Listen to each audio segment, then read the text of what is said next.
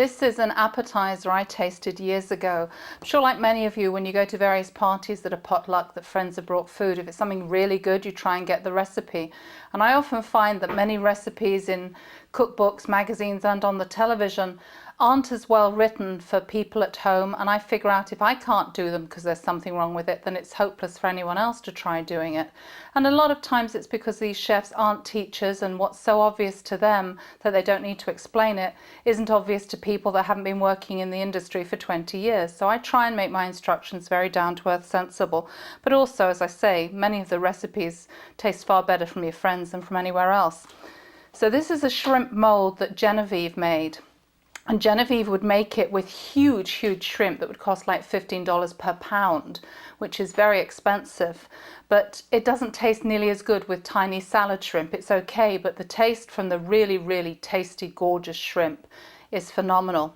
But apart from that, it's a very simple recipe and people will love it.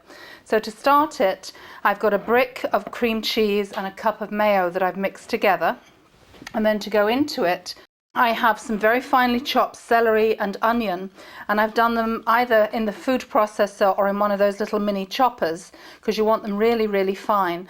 I don't love raw onions, but there's not enough raw onion in here to be objectionable. It just gives this nice flavour. So I'm just going to whisk those together. It's easier with the mixer than by hand.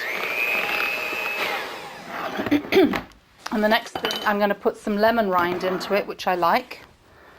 So rind of about 1/4 of a lemon. And as I've said before, this is the microplane that you can't make the lemon, gouge the lemon and go down to through the white pith so you get the bitterness. And you also can't gouge your fingers so they're bleeding. So I'm putting that in there. A little bit of pepper in. It doesn't need salt because the things in it provide salt. And I've got some freshly chopped parsley that I'm going to put in as well, because I like the parsley and the green of it. So they're all finished together. And then to go with the rest of it, I've got our favourite brand of condensed tomato soup that we all know. I just use the original condensed tomato soup, not the healthy choice, the low fat or any of the strange ones or different ones. Just use the plain one we all know. And to go with that was a bit of onion hit me.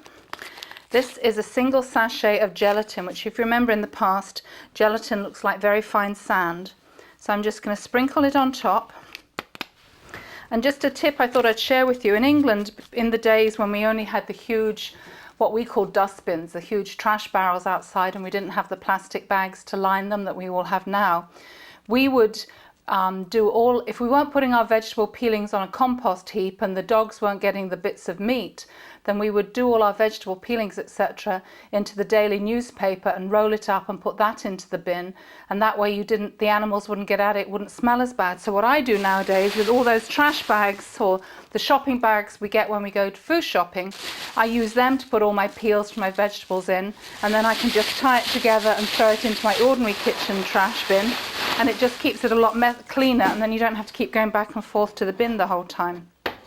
So I'm going to put the tomato soup with the gelatin on the stove to gently heat through, and I'm going to stir the gelatin into the tomato so it can start dissolving down, and then I'm going to bring it to a gentle boil and stir it until the tomato and the gelatin melt together. So I'll do that and get back to it in a minute or so.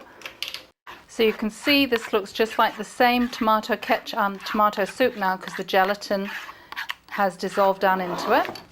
And then here is the cream cheese and mayo with the onions and celery, and I put into it a pound of shrimp that are 50 to 70 black tiger shrimp, peeled and cooked and rinsed and drained. And even though I said I prefer to do the larger shrimp because they have better flavour, but you still have to cut them up. I cut them into 2 or 3 pieces. So the baby shrimp you wouldn't have to cut up, but they don't have the level of flavour. So I'm mixing the shrimp in. And I put a little bit of lemon rind in, and the parsley's in there.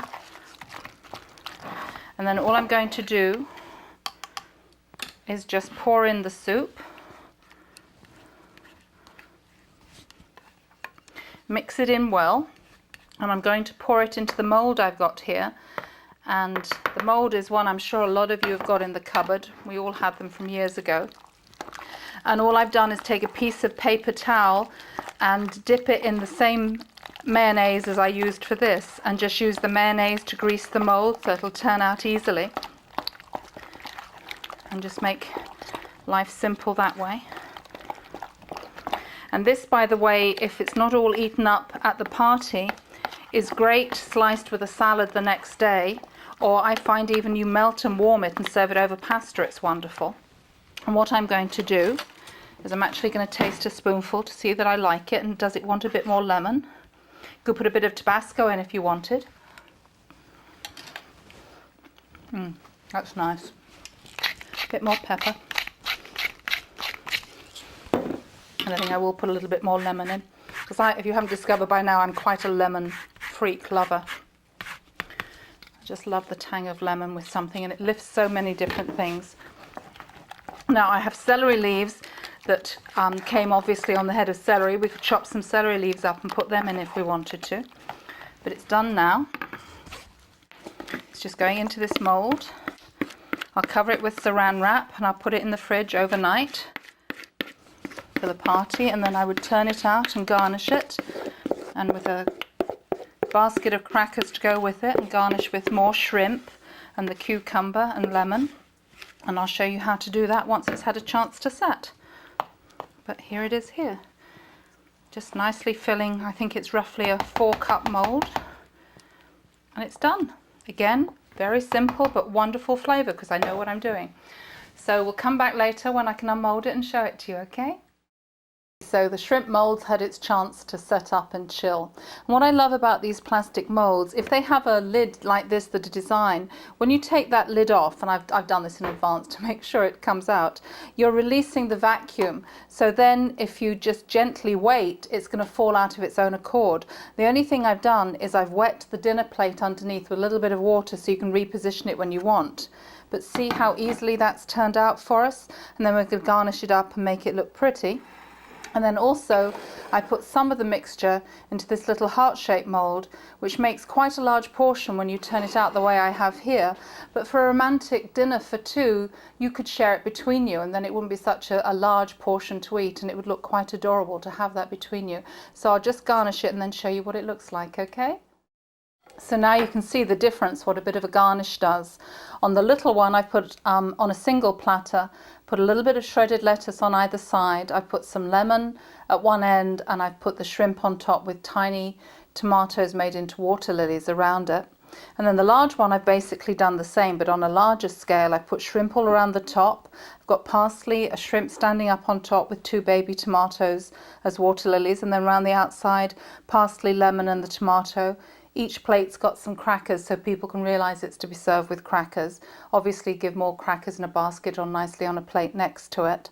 You could also slice cucumber and put a ring of cucumber all the way around, because that actually tastes good to put it on a cracker with the cucumber, or even shredded carrots for a contrast. So as usual, I'm going to have some because I like it. And in fact, I actually cheated and I'd had some from the back before, so you couldn't see it. But it's very good, and as I said, you can easily melt this down the next day and serve it over over pasta. But this looks so wonderful. But again, put a label out for a party saying what it is and that it contains shrimp so people can know. But I think you'll find they'll really enjoy it, and you'll make your name for yourself with parties. So while I chew away on this, enjoy it, and until next time, bye-bye.